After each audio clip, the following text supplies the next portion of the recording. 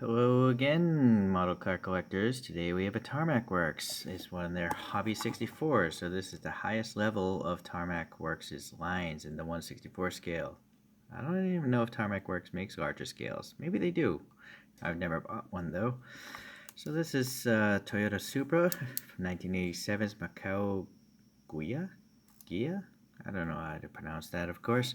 Let's get this thing open. There's a fly or something hitting me in the head. Anyways, this is a third generation Supra, body code A70. This is the generation where the Supra totally separated from the Celica line. Originally the Supra was like a high-end Celica, but now it's just its own car. The Celica went to front-wheel drive and, you know, pretty much became worthless, whereas the Supra remained rear-wheel drive and became a powerhouse later on.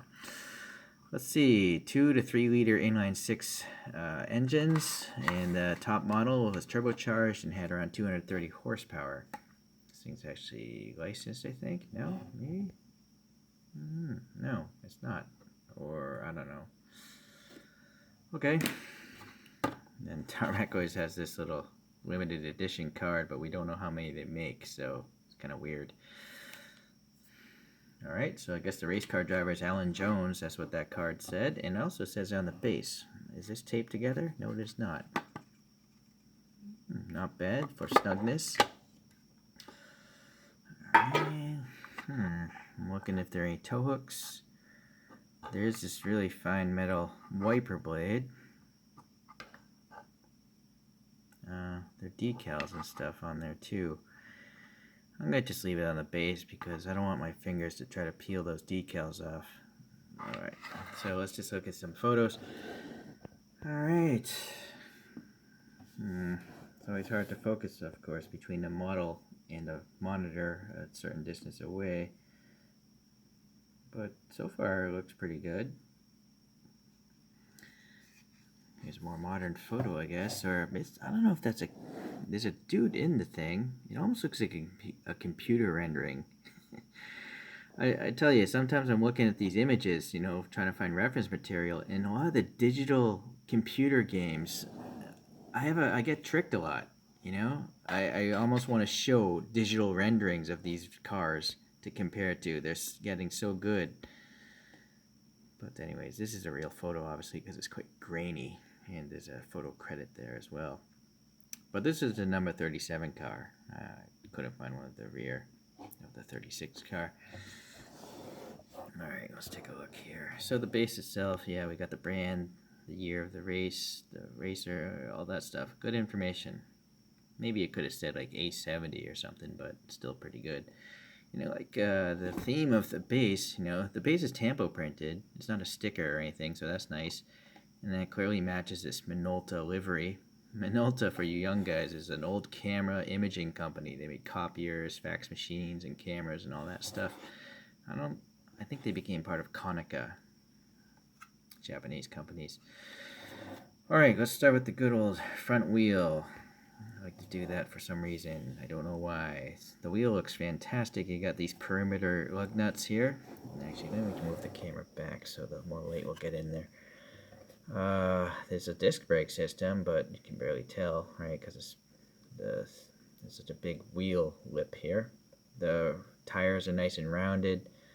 There's some black here in the center cap here. It's an actual race wheel, not lug nuts or anything. It's a knockoff. So what I don't like about Tarmac is this decal. See this? The clearness. You know, it just covers up these like panel gaps, and it just looks weird to have some plastic floating over a panel gap. And then also it might crack off in the future, so I'm not a fan of that.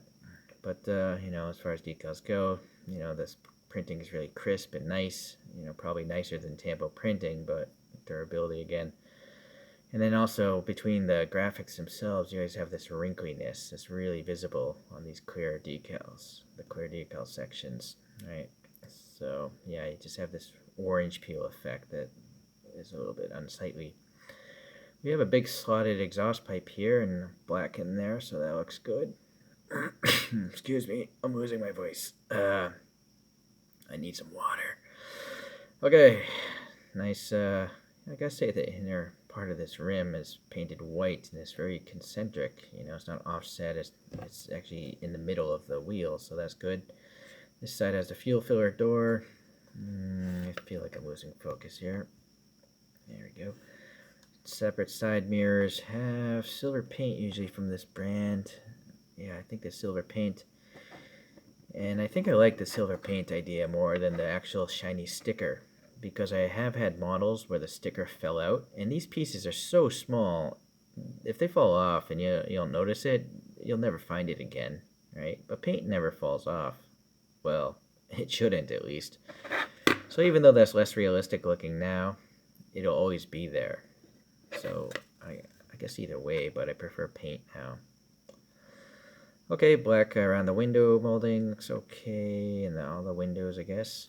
Let's go to the front end here. So what's nice here is we got clear orange turn signals. Very nice. Let me hit focus again. Tiny little textures in that grill there, that little slot grill. And then down here for the radiator, a different texture. Oh, look at this. Are these clear lenses? Oh, those are some tiny lights. I mean, this is a dental pick we have touching this. And look at these tiny lights they put in there. So very cool. Lazy companies would just have silver paint there. But these guys, I think, might have silver paint and then a clear lens in front of it. Very nice. Alright, Tarmac, good job. Oh, who's the QC inspector? Oh, QC number 5. I'm not sure if I've run into these guys. QC number 2 is usually the worst. I have the worst history with that inspector. Okay, so yeah, wrinkliness of the decal, but we have a foil part here for the hood pins. And then, I don't know, I think that's for like Tom's Racing or something. I don't know what that logo is. Please leave a comment if you know. Yeah, okay, decal. So one central wiper blade, decal's going over it. I wonder if this is a separate piece or if it's molded into the windshield. Let me focus at an angle. It's sticking up for sure. Is it glued down or is it part of the window casting? I think it might be part of the window casting and painted black. Just looking at it with my own eyes, not through the camera. Anyways, it's nice. It's clearly not a regular road windshield. So it's a separate, different piece of plastic from the road-going variation of this casting. So we have a banner on that windshield, and I'm going to assume that's a decal there. Alright, and up here again, that wrinkliness. Yeah, continuing on there. A gutted interior. Fuel filler is part of the decal there. This side, we have some dimensionality to the door handle there. I guess these wheels are made by Ray's, Volk Racing. Tokico shocks. What's Denso? Is that like an ignition system or something? This tampo, or, well, not tampo, this decal's a little bit off, I think. Alright, the wing is a separate piece. There's 3 struts holding it down. It's not too thick, I guess. Pretty good. Got air passing under it. Some graphics here in the decal, the latches, and then nice taillights, clear plastic, but red printed over them, so they left the white backup light streaks there. Sadly, there's nothing in the license plate area, but maybe the race car wouldn't have that. But see, another reason why I don't like decals. Look at this giant air pocket here. Right there, right? It's horrible. It's very unsightly. Not cool. Alright, tow hook, symbol. Well, I guess there's no exhaust here because it was on the side. Is it on both sides? No, it's just coming out on this side. Alright, let me get a flashlight because I can already see some stuff in the inside. That's too bright. Trusty Harbor Freight cheapo light. Get out a little bit. Well, there's obviously a red fire extinguisher there on the passenger side. There's no seat. And there's a roll cage in there. That's black, obviously. It's pretty well done. Nice thin tubes. Then we have a red racing seat, but the back of it's a different color. And there's a, decal for the harness, or some graphic of the seat as well. Oh, maybe it's like TRD. I think TRD is like white, red, and black, right? So the top of the seat is white, then red, then black. So that's a cool thing that they actually captured. Assuming I'm right, I don't know if I am. I'm usually wrong. So there's that extinguisher, and Tarmac usually has some gauges going on. I just don't know if I can get the hold it properly. Oh, maybe. Let me try to zoom in a little bit. The camera is at the model. Yeah, I think there's a decal or something of some instruments. There's like a blue triangle in there. Maybe that's, I don't know what the deal is. The red circle to the left of that, and then Minolta's on the dash of the passenger side. That's a pretty long decal for that dashboard. The steering wheel is a racing steering wheel. There's no airbag. It looks like it might have switches on it. So that's a pretty cool interior. Not that I really look at these after these reviews, but if you really like that stuff. Also, the steering wheel has, the turn signals and the wiper blade stocks floating, so that's cool. Alright.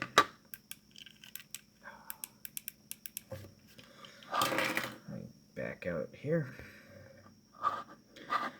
I don't have a CD spinner big enough to hold 2 plinth vehicles, but I do have this little Skyline Calsonic here from Inno64. And this is from 1989, 1987. They're both by the Japan Touring Championship, I'm guessing. So not too far apart. You may have seen these two cars racing on a racetrack at the same time. And both of them are quite nice. Sadly, Inno also uses decals, but I think on the top of this one, it's using tampos. You'll have to look up the review of this one. Although I don't know which video I'm going to post first. I don't put all my videos up in order. I try to keep some sort of theme going on, or mix up subjects, so I don't bore people. I don't want to have 5 videos straight of a Ford Mustang. Yeah, so I try to mix it up. Okay, well, there's my CD spinner manual wheel. Okay, anyways, they're both fine models. This one is perfectly executed, if I recall. And I gotta say, this one looks like it might be perfectly executed. It's just the whole decal thing, Let's just put this up here. Move this back. Get some light into that spin thing so it can start spinning. Focus. Yeah, I have a lot of bad luck with Tarmac works, but this one, no bad luck. Everything seems to be, well done. It's just a poor choice of decals. If they could get away from that, they would be really awesome. And that goes for every brand that uses decals. Sparky uses them as well, right? But like older brands like CMs, they tampo printed everything. Kyoshos are almost all tampo printed, and they cost a fraction of these newer models. Can it all be inflation? I don't know. Some of it, sure, but like even Auto Worlds, those are brand new models, and they have tampo printing on like their lowriders everywhere. So it's not just one surface; it's all sides of the car, and they're cheaper models. I keep on complaining. But I'm guessing you guys like me complaining because, I don't want you guys wasting your money on models you might not like. It happened to me for the first few models, trusting other people, saying everything is all golden and glorious, but then I got disappointed. So that's actually why I started this channel. And COVID, I was bored.